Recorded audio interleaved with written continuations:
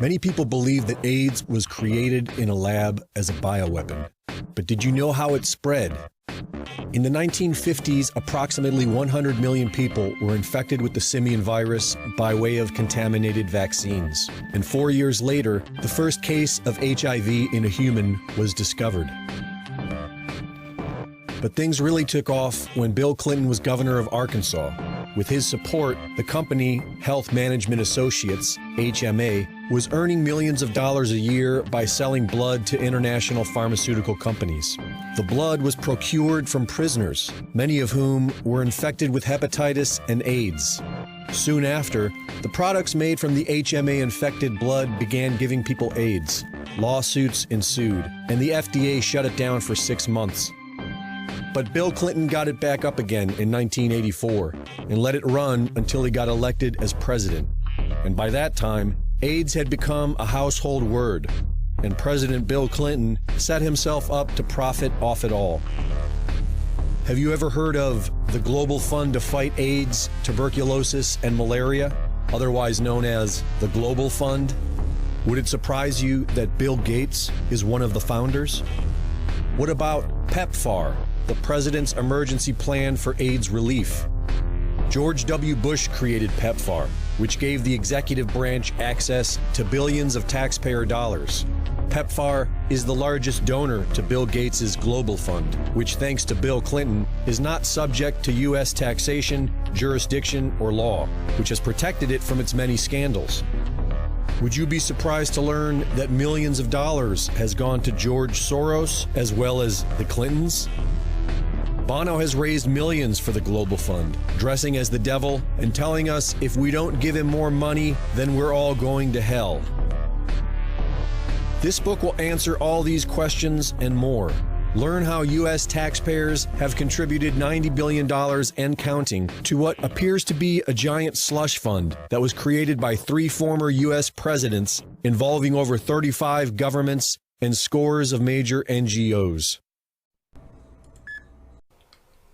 Ah, salut. Bienvenue à vous dans ce stage de reformatage audiovisuel. À cause de votre dépendance à la télé, vous savez plus distinguer ce qui est bien de ce qui est pas bien. Bien. Bien. Pas bien. Bien. Pas bien. Bien. Bien. Bien. Non, pas bien. Bien. Bien. Pas bien. Bien. Bah merde, c'est encore pire que ce que je pensais. Normalement, un journaliste, ça doit respecter la charte de Munich. Et la première règle de la charte de Munich, c'est le respect de la vérité.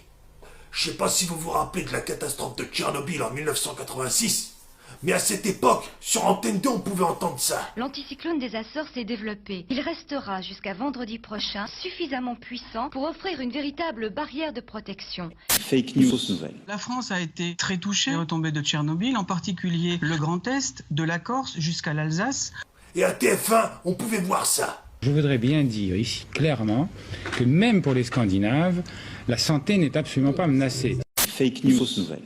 Je crois qu'une fois de plus, on est en train de chercher à discréditer le nucléaire. Bon, on va se lever tous ensemble et on va dire notre devise. Les fake news, c'est tabou. On en viendra tous à bout. Gilbert, comment s'est passée ta semaine sans les chaînes d'infos continues? Globalement, un sans faute, avec un 0,2 sur l'échelle du désir.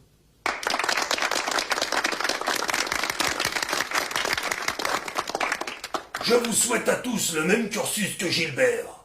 À toi, André. Je pense avoir déjoué quelques pièges basiques. T'es sûr? Voilà, c'est tout. Ça s'est bien passé. C'est tout. C'est tout. T'as pas regardé BFM TV?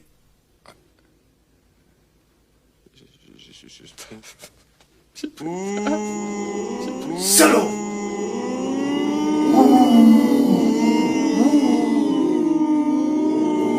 Les fake news, c'est tabou. On en viendra tous à bout. Les fake news, c'est tabou. On en viendra tous à bout. Travailler l'opinion publique Premièrement, en cachant les intérêts, cacher l'histoire, diaboliser l'adversaire, se présenter comme défendant les victimes, monopoliser le débat et empêcher les opinions adverses.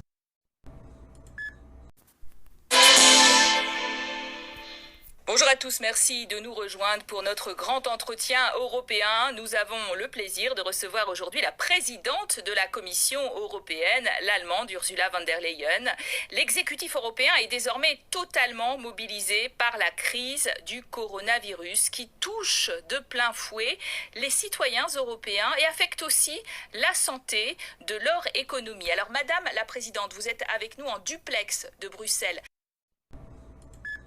Vorige week zag u hoe goed het leven van een gemiddelde Europarlementariër in Straatsburg kan zijn. Dit keer moeten we naar Brussel, waar op maandag iedereen gestaag binnendruppelt om rustig aan de werkweek te beginnen.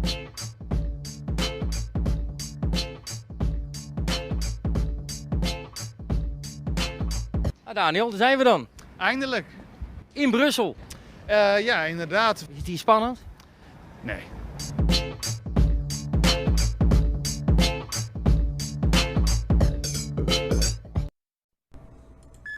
Tom, dus ook een goed voorbeeld is dat je een soort van bijna mythische status hebt als Europarlementariër. Is het feit dat we hier gewoon een koffiebar hebben. Aan allebei de kanten kan iedereen zo inschuiven, word je bediend. Natuurlijk kunnen Europarlementariërs niet netjes in de rij gaan staan, dus wat hebben ze bedacht? Ja.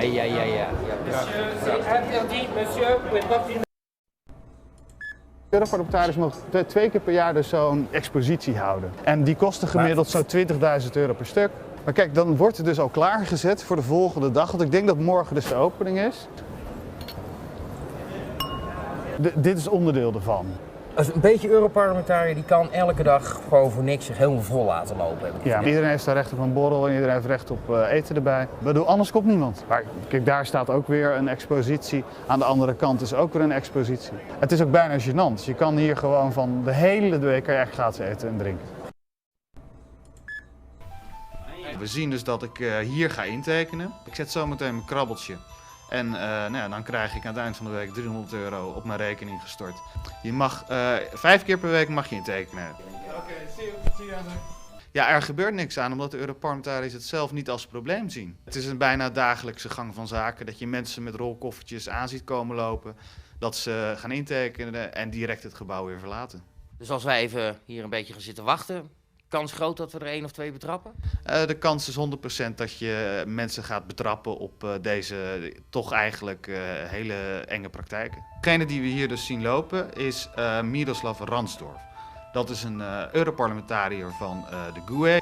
En die kwam net hier binnen via de garage en die heeft net ook even ingetekend. En je ziet dus, een minuutje later komt hij er weer uitlopen. Miroslav is dus net gearriveerd uit Tsjechië en gaat dan via het intekenhokje naar zijn appartement dat zo'n 100 meter verderop ligt. Hello sir, we'd like to ask you a question. You just signed in and now you're leaving. You just arrived. No, I'm living here, so you are stupid. Do you have to collect €300 for doing nothing? You just arrived, you signed in and you're leaving. You are foolish. I have no... Hey. Disappear. I have no idea what are you doing here. You cannot even give a normal polite answer. A lot of people do that. To speak with you. You come in, you sign, and then you collect €300. I worked here. It's not normal for somebody who works to arrive at 6 o'clock in the evening and leave at 6:05.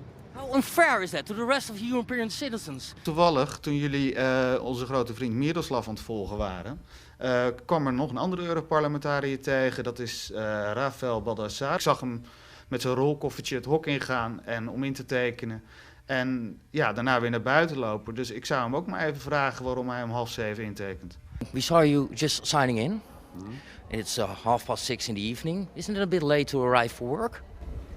I don't understand. You just signed in at 6:30. Yes. You collected €300 for your expenses, but actually you don't have any expenses today. I don't understand. Enjoy your €300, sir. Ma allora lei un cretino. Ma cosa vuole da me? How do you think I understand Italian? I only sound like Favangulo, that's what I understand. Bier, maar daar ben ik ook een Duitser voor. En ik neem even wel aan dat ook dit even lekker gedeclareerd wordt. Even gewoon op kosten van Europa. De rekening gaat naar Martin Schulz. Proost. lundi prochain. Vous avez convoqué la conférence des donateurs. Vous espérez récolter 7,5 milliards d'euros. La semaine dernière, l'OMS et le président français Emmanuel Macron nous ont lancé un appel à l'action très fort. Et voilà la réponse. Mais en ce moment, nous avons 7,5 milliards d'euros à trouver. Nous faisons ça aussi avec la Fondation Gates, avec la Fondation Gates, avec la Fondation Gates, avec CEPI, Gavi, et l'accès. Nous voulons que tout le monde ait accès au vaccin et nous voulons qu'il puisse être déployé dans les pays les plus vulnérables. C'est ça qui est important pour nous.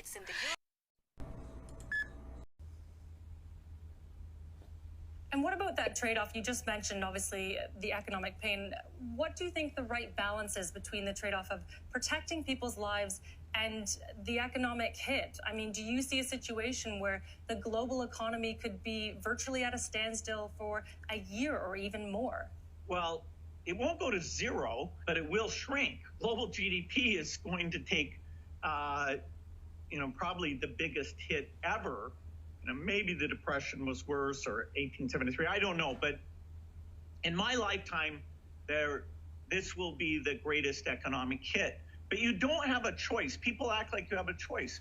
People don't feel like going to the stadium when they might get infected. It's not the government who's saying, okay, just ignore this disease. And, people are deeply affected by seeing these deaths, by knowing they could be part of the transmission chain, and old people, their parents, their grandparents could be affected by this. And so you don't get to say ignore what's going on here.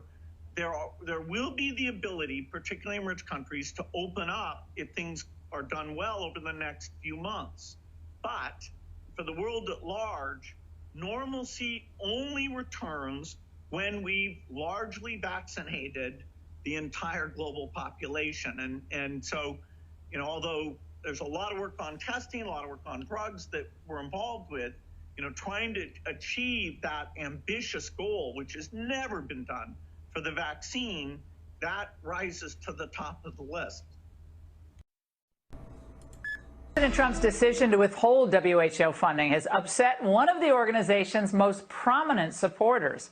Well, that's Microsoft founder Bill Gates, tweeting in part, halting funding for the WHO during a world health crisis is as dangerous as it sounds. The world needs them now more than ever. Well, the truth is the group actually needs Gates more than ever. With the U.S. taking a pause, he'll now be their largest active donor. That's right, 1 out of every $10 that the WHO gets is from the world's second wealthiest man.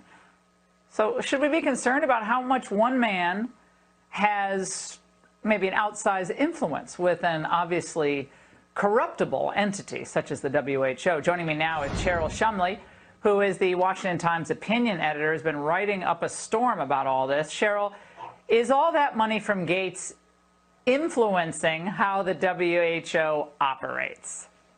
Definitely. And thanks for having me, Laura, to talk about this issue that's really fallen under the radar. Bill Gates wields tremendous influence at the World Health Organization, and I'm not the only one saying that. Back in 2017, Politico, which, as you know, is not even considered a far-right or conservative publication, Politico called him the World Health Organization doctor, that he had such influence that when he wanted a policy pushed, that the World Health Organization bureaucrats would oftentimes cave to his wishes. And it's not just funding that we need to be worried about in America. This is an unelected guy who really has no political affiliation with America, and yet he has been given a huge platform to push what I view as anti-American policies based on coronavirus figures. Yeah. And this is something that he's not going to be held accountable to by voters.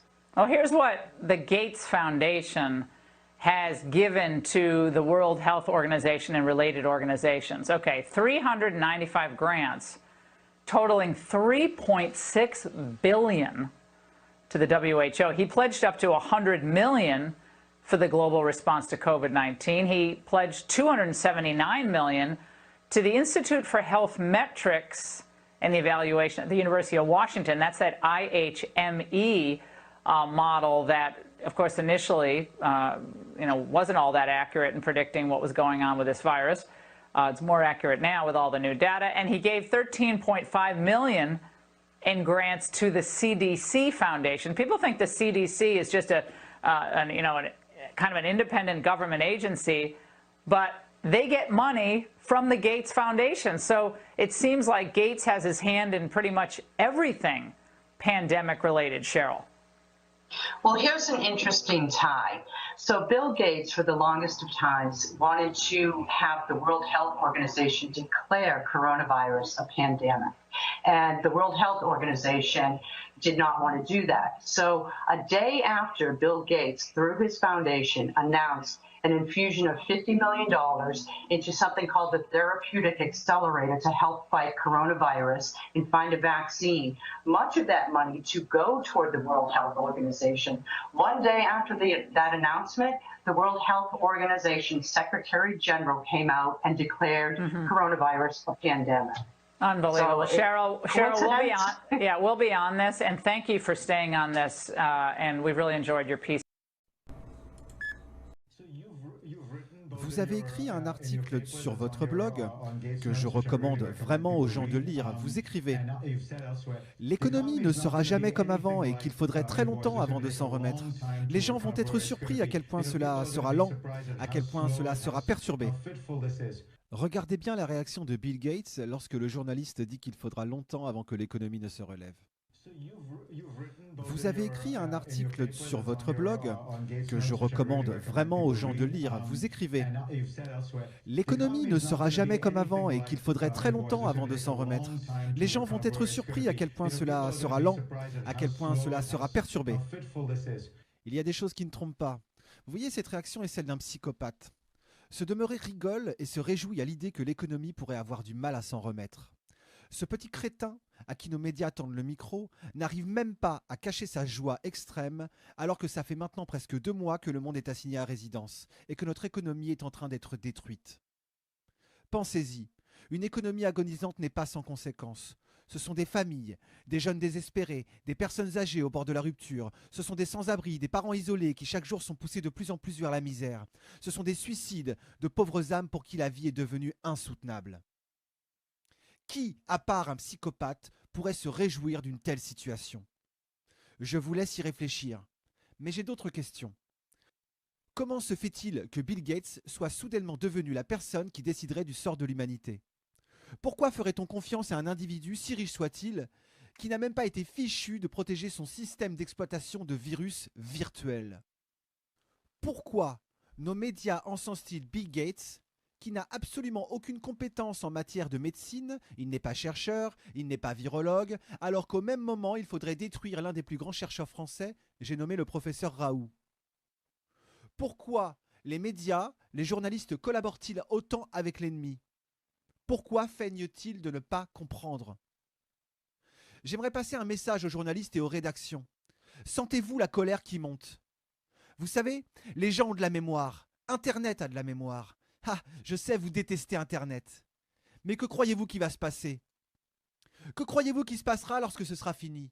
Parce qu'entre nous, ce plan de vaccination forcée n'aboutira jamais. Soyez lucides. Les gens ont bien trop compris où vous vouliez en venir, et c'est d'ores et déjà voué à l'échec. Donc lorsque le pays sera libéré de ce gouvernement politico, médiatico, pharmaco-financier, croyez bien qu'on viendra vous chercher, chers journalistes. Un par un, nous viendrons vous chercher. Toutes les rédactions et tous les journalistes qui auront été complaisants avec l'ennemi, et nous vous jugerons. Nous vous jugerons dans des tribunaux populaires pour crimes contre l'humanité. J'espère que mon message est bien passé.